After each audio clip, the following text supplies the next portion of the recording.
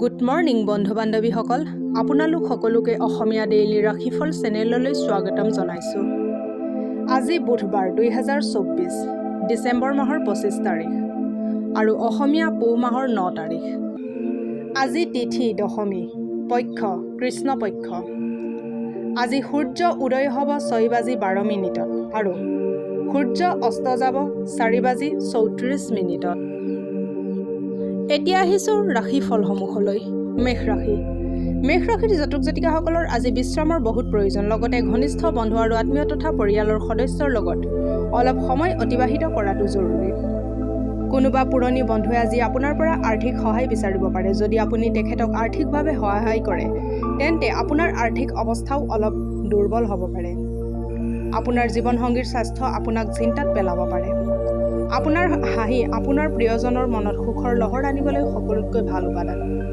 কেৰিয়াৰত উন্নতি কৰিবৰ বাবে নতুন ক্ষমতা বিকশিত কৰা আৰু নতুন শৈলী শিকা গুৰুত্বপূৰ্ণ হ'ব। বস্তু আৰু মানুহক সোনকালে চিনিব পৰা আপোনাৰ এই দক্ষতা আপোনাক সদায় অন্যতকৈ আগবঢ়াই ৰাখিব।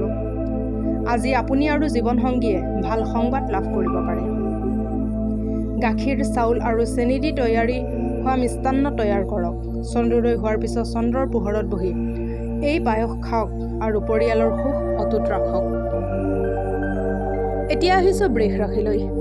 বৃষ ৰাশিৰ জাতক জাতিকাসকলে নিজৰ ধৈৰ্য নেহেৰুৱাব, বিশেষকৈ বেয়া পৰিস্থিতিত আৰু জটিল পৰিস্থিতিত।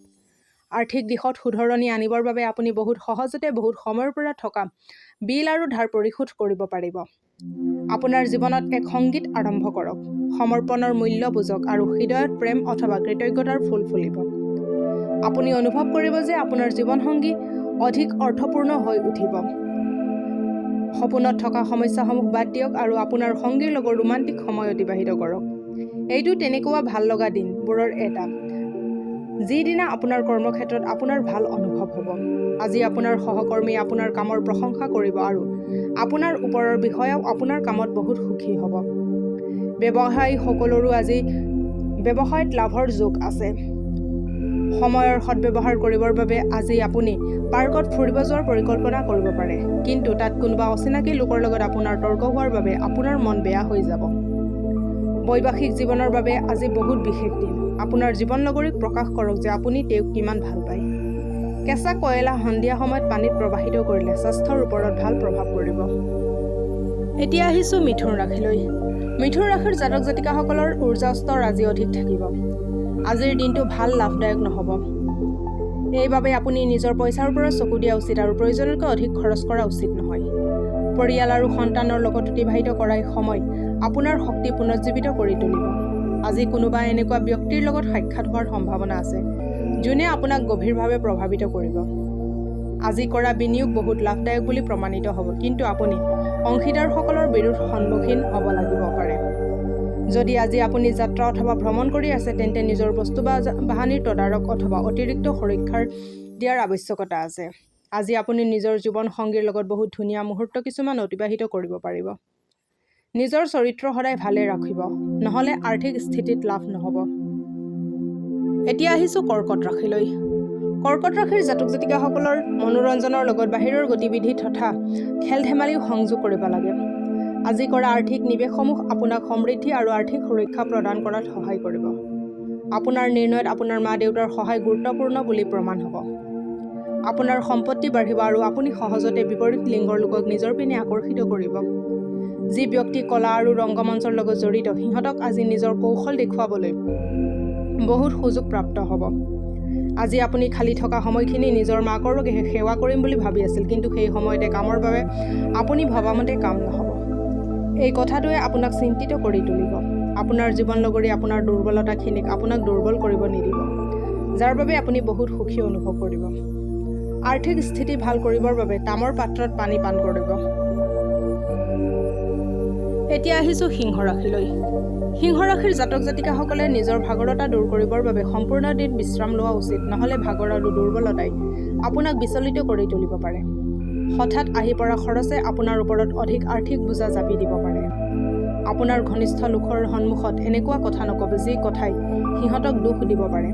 আপোনাৰ প্ৰিয়জন আজি আপোনাৰ বাবে সুখৰ বতৰা লৈ আহিব, কাৰণ আজি গোটেই দিন আপুনি অফিচৰ কামৰ চাপত থাকিব। অফিচৰ ৰাজনীতি অথবা যিকোনো বিবাদত আপুনিয়ে আজি ৰাজত্ব কৰিব।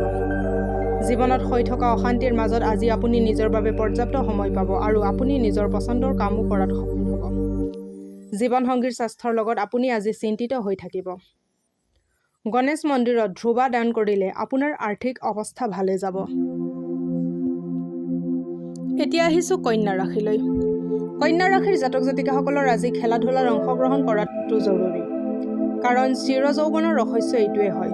আজি আপোনাৰ অফিচৰ সহকৰ্মী কোনোবা এজনে আপোনাৰ মূল্যৱান বস্তু চুৰি কৰিব পাৰে। সেইবাবে আজি আপুনি নিজৰ বস্তুৰ প্ৰতি অলপ বেছি ধ্যান দিব। আত্মীয় আপোনাৰ উদাৰচিতীয় স্বভাৱৰ বাবে বেয়া লাভ উঠাবৰ চেষ্টা কৰিব। সাৱধানে থাকক, নহ'লে পিছত গৈ আপুনি ঠগ খোৱাৰ দৰে অনুভৱ কৰিব। উদাৰতা এটা সীমালৈ ভাল, কিন্তু যদি এই সীমা পাৰ কৰিব লাগে তেন্তে সমস্যাৰ সৃষ্টি হ'ব পাৰে। প্ৰেমৰ এই যাত্ৰা চুটি কিন্তু মৰমেৰে ভৰা হ'ব। আপোনাৰ বয়োজ্যেষ্ঠজনৰ লগত আজি অলপ কথাত বিবাদ হ'ব পাৰে, নহ'লে কিছুমান কথাত বিৰোধ হ'ব পাৰে। আকৌ আপুনি নিজৰ মগজু শান্ত ৰখাৰ প্ৰয়োজন আছে। ছাত্ৰসকলক পৰামৰ্শ দিয়া হ'ল যে বন্ধুত্বৰ খাতিৰত সিহঁতে যাতে সময় অপচয় নকৰে। বন্ধু আহিব লগা সময়তো হ'ব, কিন্তু পঢ়িবৰ বাবে এই সময় উপযোগী। আপোনাৰ ঘৰুৱা সহায়কাৰী আজি কামত নহা বাবে আপোনাৰ আৰু আপোনাৰ জীৱনসংগীৰ মাজত সমস্যাৰ সৃষ্টি হ'ব পাৰে আৰু অশান্তি হ'ব পাৰে। আৰ্থিক স্থিতি ভাল কৰিবৰ বাবে তামৰ পাত্ৰত পানী পান কৰিব। এতিয়া আহিছোঁ তুলা ৰাশিলৈ। তুলা ৰাশিৰ জাতক জাতিকাসকলৰ বহু দিনৰ পৰা চলি থকা বেমাৰৰ পৰা ৰেহাই পাব পাৰে। দূৰণিবতীয়া যাত্ৰাই আপোনাক ভাগৰুৱা কৰি তুলিব, কিন্তু যাত্ৰা আপোনাৰ বাবে আৰ্থিক দিশত লাভ কঢ়িয়াই আনিব পাৰে। হঠাৎ প্ৰাপ্ত হোৱা কোনো ভাল খবৰে আপোনাৰ উৎসাহ বঢ়াই তুলিব।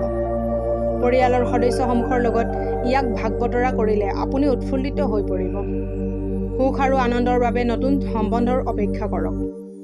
যদি আপুনি নিজৰ লক্ষ্যত উপনীত হ'বলৈ একাগ্ৰতাৰে কাম কৰিব আৰু নিজৰ সমূহ ধ্যান এটা বস্তুত কেন্দ্ৰিত কৰিব পাৰিলে আপোনাৰ উপলব্ধি আশাতকৈ অধিক হ'ব। খালী সময়ৰ সদ্ব্যৱহাৰ হ'ব লাগে, কিন্তু আজি আপোনাৰ দ্বাৰা দুৰ্ব্যৱহাৰ হৈ যাব আৰু এইবাবে আপোনাৰ মনো বেয়া হৈ যাব।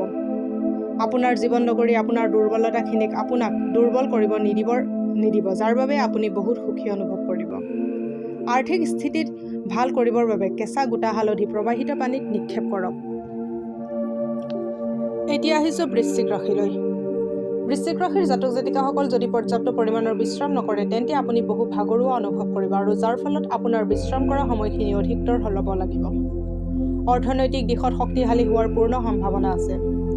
যদি আপুনি কাৰোবাক পইচা ধাৰলৈ দিছিলে তেন্তে সেই পইচা ঘূৰাই পোৱাৰ সম্ভাৱনা আছে। আপোনাৰ সন্তান আপোনাক ঘৰুৱা কাম কাজত সহায় কৰিব। আজি আপোনাৰ প্ৰেমৰ উত্তৰ প্ৰেম আৰু ৰোমাঞ্চৰ জৰিয়তে লাভ কৰিব। নিজৰ বৌদ্ধিক ক্ষমতাৰ ব্যৱহাৰ নিজৰ হিত তথা ভালৰ বাবে কৰক। ইয়াৰ সহায়ৰ ফলত আপোনাৰ প্ৰফেশ্যনেল যোজনাসমূহ আৰু নতুন চিন্তাধাৰা সম্পূৰ্ণ কৰিব পাৰিব। আজি সময় উলিয়াই আপুনি জীৱনসংগীৰ লগত ক'ৰবাত ফুৰিব যাব পাৰে, কিন্তু এইখিনি সময়ত আপোনালোক দুজনৰ অলপ তৰ্ক হ'ব পাৰে। আপোনাৰ জীৱন লগৰী সঁচাকৈ আপোনাৰ বাবে দেৱদূতৰ দৰে, আজি এই কথা আপুনি অনুভৱ কৰিব। কেঁচা কয়লা সন্ধিয়া সময়ত পানীত প্ৰবাহিত কৰিলে স্বাস্থ্যৰ ওপৰত ভাল প্ৰভাৱ পৰিব। এতিয়া আহিছোঁ ধনু ৰাশিলৈ। ধনু ৰাশিৰ জাতক জাতিকাসকলৰ আজি অফিচৰ পৰা সোনকালে ওলাব চেষ্টা কৰক আৰু সেই কাম কৰক যি কাম আপোনাৰ কৰি সঁচাকৈ ভাল লাগে।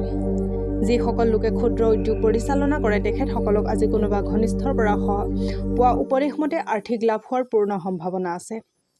পাৰিবাৰিক তথা সাংসাৰিক দায়িত্বৰ বোজা বাঢ়িব, যি আপোনাক অশান্তি দিব পাৰে। অকল এবাৰ আপুনি নিজৰ প্ৰিয়জনক একেবাৰৰ বাবে নিজৰ কৰি লওক, তেন্তে জীৱনত আপোনাৰ আৰু একো বস্তুৰে প্ৰয়োজন নাই। এই কথাক বহুত গভীৰভাৱে আপুনি হৃদয়ংগম কৰিব। নতুন পৰিযোজনাসমূহ বাস্তৱত ৰূপায়িত কৰিবৰ বাবে আজিয়ে ভাল দিন। এই ৰাশিৰ শিশুবোৰ খেলা ধূলাত দিন অতিবাহিত কৰিব পাৰে। এনেতে মা দেউতাবোৰ বেছি ধ্যান দিব লাগে, নহ'লে দুখ পোৱাৰ সম্ভাৱনা আছে।